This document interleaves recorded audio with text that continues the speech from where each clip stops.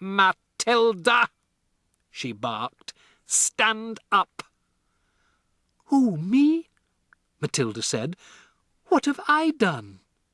Stand up, you disgusting little cockroach. I haven't done anything, Miss Trunchbull. Honestly, I haven't. I've never seen that slimy thing before. Stand up at once, you filthy little maggot. Reluctantly, Matilda got to her feet. She was in the second row.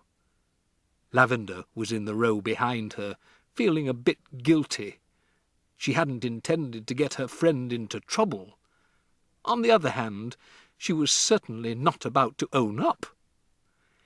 You are a vile, repulsive, repellent, malicious little brute, the Trunchbull was shouting. You are not fit to be in this school. You ought to be behind bars. That's where you ought to be. I shall have you drummed out of this establishment in utter disgrace. I shall have the prefects chase you down the corridors and out of the front door with hockey sticks. I shall have the staff escort you home under armed guard. And then I shall make absolutely sure you are sent to a reformatory for delinquent girls for the minimum of 40 years.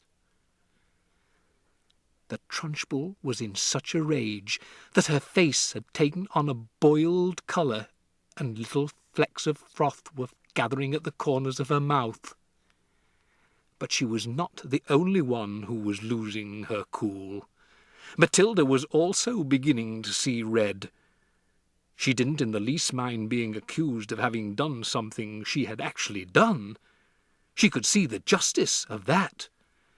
It was, however, a totally new experience for her to be accused of a crime that she definitely had not committed.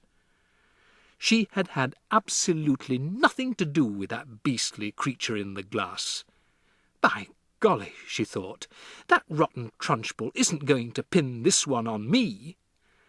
I did not do it, she screamed. Oh, yes, you did, the Trunchbull roared back. Nobody else could have thought up a trick like that. Your father was right to warn me about you.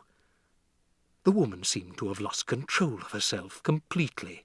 She was ranting like a maniac. You are finished in this school, young lady, she shouted. You are finished everywhere. I shall personally see to it that you are put away in a place where not even the crows can land their droppings on you. You will probably never see the light of day again. I'm telling you I did not do it, Matilda screamed. I've never even seen a creature like that in my life. You have put a crocodile in my drinking water, the Trunchbull yelled back.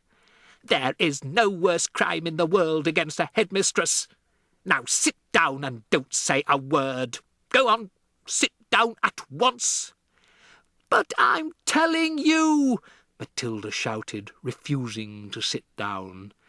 I'm telling you to shut up, the Trunchbull roared. If you don't shut up at once and sit down, I shall remove my belt and let you have it with the end that has the buckle. Slowly Matilda sat down. Oh, the rottenness of it all!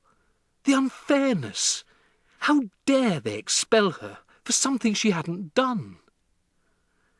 Matilda felt herself getting angrier and angrier and angrier, so unbearably angry that something was bound to explode inside her very soon.